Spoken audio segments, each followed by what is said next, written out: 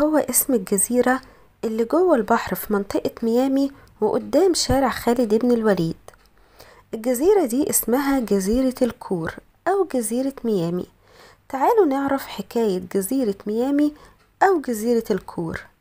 الجزيرة دي بتعتبر من أهم الجزر الموجودة على ساحل اسكندرية، وبيرجع تاريخ وجودها للعصر الروماني، والجزيرة دي كانت جبانة يعني مقبرة في العصر الروماني، ونتيجة الزلازل المتكررة انفصلت وأصبحت جزيرة جوه البحر. الجزيرة دلوقتي عبارة عن صخور وممرات وأحواض للأسماك وبئر، بالإضافة لبقايا الجبانة اللي هي المقبرة، ومكونة من حجرتين صغيرتين.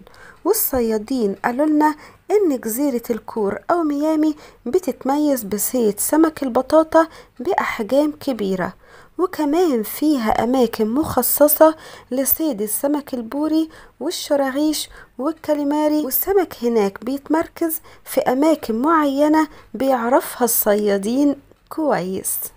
دي معلومة بسيطة عن جزيرة ميامي أو جزيرة الكور. تابعوني هقول لكم معلومات أكتر.